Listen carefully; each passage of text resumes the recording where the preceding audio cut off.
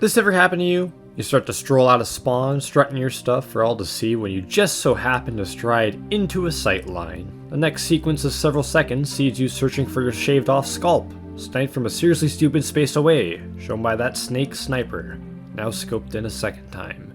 And you type in the chat, hacker, with a free instead of an E, and an ampersand for an A.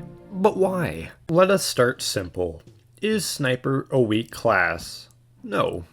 Does sniper have a low skill floor? No.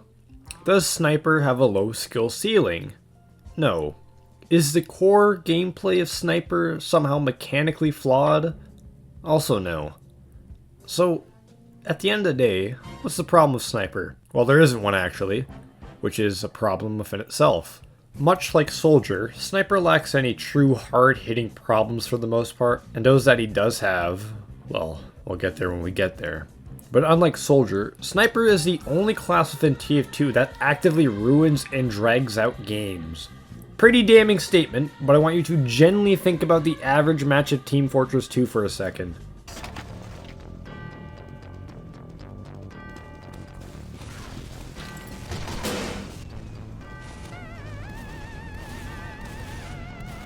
Alright, correction, think about the average match of Team Fortress 2 without bots. Usually, at the start of the match you'll have a decent, somewhat even spread of classes, but as the match goes further and further on, you'll begin to notice more people switch to Sniper and Spy. The reason for this mass class outbreak is all because one person on the enemy team is playing Sniper and got a single headshot. Like goddamn bird flu, people flock after getting shot. Needless to say, it's very hard to win a match or have fun playing a match when both your team and the enemy team is dedicated to only killing snipers. Let's back it up a bit though. Why Sniper and Spy exclusively? Why not a power class with decent mobility like Soldier or Scout? Sniper is typically a backline fighter. A backline fighter with technically infinite range. A backline fighter with infinite range, no weapon spread, and the ability to either deal 50 damage or 150 damage with good aim every 1.25 seconds. As a result, snipers along with medics are typically high on everyone's priority list for people to kill. Here's the issue with that though. To reach the back line and be in attack range of the sniper, you gotta navigate your entire way throughout the entire enemy team like a goddamn quarterback. Scout in most scenarios won't make the trip, especially if there's a sentry in the way, and Soldier will typically get picked off if he walks too much and if he rocket jumps too much. Demoman is also similar in that situation. As a result, the two counters Sniper truly has is another Sniper, leading back to half my team is Sniper, as Sniper is the only class capable of engaging far away enough without putting much risk to himself. And the second counter to Sniper isn't Spy. If you genuinely think Spy counters Sniper, let me blow your mind here. Sniper's second biggest counter is simply being unobservant. This typically involves Spies since they can easily sneak their way to the backline and right behind the Sniper, but at the end of the day, if that Sniper turns around occasionally or hears that decloak, well, we'll talk about Sniper in mid and close range shortly. Sniper's greatest weakness, aside from other snipers, is simply being unaware of where and when enemies are closing in on him. He's not mobile enough to escape, nor lacks the health to survive if one gets a jump on him for the most part. The issue with a statement like that, however, is once again, you gotta navigate the entire enemy team in an open field littered with the blown off heads of your teammates just to reach them. I mentioned Sniper very briefly in why people hate Spy, as Spy isn't exactly a class you fight, just a class you look out for like Sniper. The difference, however, is that Spy revolves much more on your ability to do a 360 here and there and be cautious. It can be annoying to be insta-killed by a backstab, but the blame is typically on you for not paying attention. When it comes to Sniper, however, well, fuck you for walking across the street. Spotting a Sniper can also be its own challenge. Most of the time they won't be hard scoped in, meaning the one thing that can inform you that Sniper is scoped in on you, this significantly small dot here, won't be there to tell you to run to cover. Even if you do see the dot and run to cover out of the sight line, well, now what? Unless the Sniper has a retention span of a goldfish, he knows you're there and will keep tabs on your location in case you try to make a run for it. Assuming another enemy team doesn't come finish you off first. The other countermeasure people have to Sniper isn't even that good. Typically, people will try to shoot at the Sniper a mile away in an attempt to harass him. You'll mostly see it with Soldiers and Squirt Shot pyros, and granted this is really annoying getting hit with the Squirt Shot while sniping for about 3 seconds. You see, a Sniper doesn't have to worry about other enemies screwing him over and is free to just dodge the projectile. Hide behind cover for a second. go to a med kit, or do absolutely nothing as 3 of his items completely negate harassing him from far away. But congrats, you really stopped the sniper from sniping for a whole 3 seconds, assuming he didn't snipe you when you peeked your head out for that shot.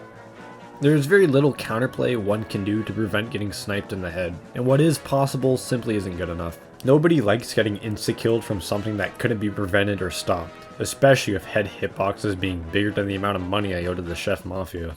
Let's backtrack a bit to the spy. You managed to somehow sneak through the minefield and reach the back line. You've done it. Go claim your reward. Plunge that knife into that stupid sniper's spine. But of course. Oh, stupid bloody spies! Bombs away! Is this mon Dieu? Oh. Turns out that the long-range class also functions and plays pretty well in mid and close-range combat. Despite the fact that Sniper is a long-range class and theoretically should be weaker the closer you get to him, there are several items and techniques that make Sniper pretty effective when he's out of his element, for some reason. The most notorious of these issues is Quickscoping, and this is typically where the divergence of people come from when talking about snipers. Quickscoping is fairly hard to do and requires a good amount of skill to pull off. Most people look at that skill requirement needed to successfully pull off such a feat and say, well, the sniper is just good. Or, well, the player is just bad. And maybe, if this was second grade, an answer like that may be accepted, but this is the real world we live in, you fucking dunce. Think of another weapon that could headshot. The Ambassador. The AMB pre-nerf allowed Spy to deal critical damage from halfway across the map. The nerf it received made sure this couldn't happen anymore with the justification that a close-range class shouldn't be able to deal massive damage from far away. A close-range class shouldn't be good at long range. So, a long-range class shouldn't be good at close range? If Sniper wants to be effective at mid to close range, it shouldn't be through the usage of the sniper rifle, but the huntsman. I was going to go into more detail about quickscoping, but just as I was writing the script for this, someone more famous than me went ahead and made an entire video about the subject. So, now I get less to talk about. It's in the description if you want to check it out. Let's go back to the huntsman. This weapon gets a lot of unneeded hate, I find, simply because the problems with it aren't directly stemming from the weapon, but more from how TF2 operates. The huntsman fires arrows. Arrows are not bullets, believe it or not, but are actually projectiles, and being projectiles, are subjugated to the server connection compared to the hit-scan sniper rifle, which is based on the individual's connection to the server. This works fine and dandy for explosions and fire. One larger and singular hitbox means that the shots are easier to land and connect. Issue is, the huntsman is a sniper weapon, so it has to headshot people, meaning the arrow projectile is connected to the server's connection, but your head is connected to your connection. The result is bad stuff. Other mid-range and effective weapons Sniper has at his disposal is the SMG, which, although certainly isn't an exact powerhouse of a gun, is still pretty darn effective. Hardly any spread, deals okay damage with a decent clip size and fire rate, and of course, everyone's favorite power couple, Girardi and Bushwhacker. Shouldn't have to explain this one too much, but enforces the ideal that the long-range sniper class is just good at all ranges. Getting close to him and thinking you have the upper hand just makes you subjugated to a crit combo. 20 seconds is a long recharge time though, for Scout with Mad Milk, who will constantly be engaging with enemies and taking damage. Not Sniper, who will have to wait for that one spy they just killed to respawn and make their way back to him, just to throw it again. Speak of the devil, you're back. Not our finest moment. Second time's a charm, you know what they say. Go get him, champ. Hello again, dumbbell. Backstab that, you snake. I hate you. Alright, almost forgot about those. Let's just do a quick roundup of all the other miscellaneous weapons and things that make Sniper annoying to play against. Headshots are expected from a person playing Sniper. No one likes to be headshot from across the map because they existed, but they can at least realize it takes some skill to do. Same cannot be said for being body shot to death, however, leading to probably even more frustration and anger. And what weapon allows for body shots more than the rest? The Machina! Although it's been a while since I've seen anyone complain in the games about it for the extra 28 damage of fully charged Machina deals, it's still there and can be annoying. The Razorback is honestly just a joke, and if you're reliant on it, I pity you. The literal best case scenario you have for this weapon is that the spy that's about to pull out his gun and shoot you is using a Diamondback without any saved up crits. Seriously, playing as spy against sniper using a Razorback isn't stopping me from killing you, it just makes death slower and more tedious. Plus, it reduces your overheal. Why would you wear it? And finally, we have the Cozy Camper, which just makes any and all chip damage you do to Sniper gone due to its passive healing. Also, no flinching and knockback reduction on fully charged shots isn't super big, but it does remove the whole point of taking pot shots at the Sniper to avoid being shot in the first place.